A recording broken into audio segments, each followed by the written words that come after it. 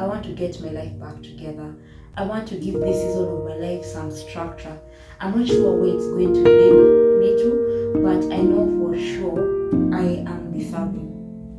I am deserving of a clean space. I am deserving of less painful days. I am deserving of less heavy days. So when I might not know what will happen tomorrow, what will happen this week, what will happen the next hour, I'm winning myself on camera, as always, to finally get my life together. You'll hear a lot, this grief is unbearable. What do I do? How do I deal with it? Because there will be some days where that grief is bearable. It's the days where the attaches itself to the bearable that makes life a little bit crappier. Because when days are manageable, you can smile, you can laugh, you can, talk with the people that you love. But when those days become unbearable, that's where you just have had enough of people. You don't feel like talking. You kind of withdraw into yourself because all those memories, all the emotions, they come like a flood, don't they? Because when those two letters, UN, the attaches itself to bearable, that's where that cloud, that rain cloud just basically hovers over you for as long as it's going to be there. Because that is the reverse of everything. Fair, grief is unfair. Grief is unyielding. It's unwanted.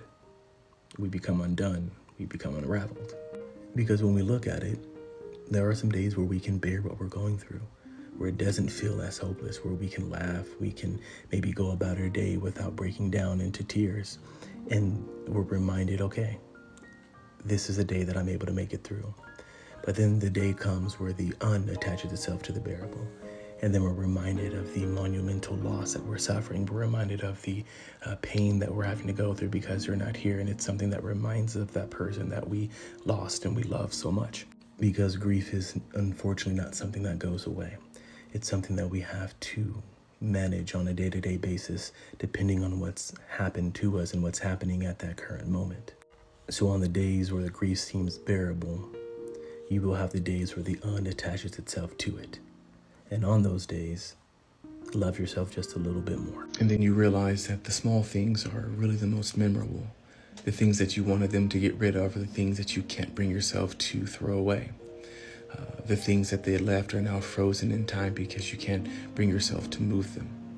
Grief has a way of making us realize that some of the things that we may find trivial may not be the things that we need to argue about. That telling our loved ones that we love them every night is sometimes more important than even winning an argument. And every person will grieve and they will heal in their own way. But it's making sure that we do it in a healthy way. It's making sure that we're allowing ourselves the space and the time to move about and to integrate the grief and to manage it as we need to. And how that looks for you, you're the only one that knows. But it's hard not to shut people out when you're feeling a certain way. But allow yourself the space, allow yourself the time, allow yourself the emotional need that you have in order to get through this. Because you will need not only yourself, but you will need those around you. But your mind is going through a learning curve. Stay with me. In her book, The Grieving Brain, Mary Frances O'Connor talks about how when we're experiencing the memories of the person that's coming to our mind, it feels like we may be going crazy, or that because we're thinking about them so much that our grief has in fact gotten worse.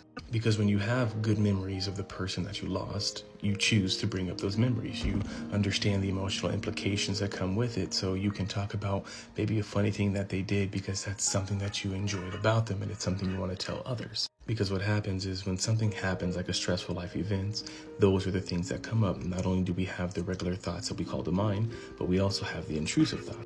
It's why the thoughts that you can call intrusive bother us more, because we're not prepared for the emotional implications that they bring up.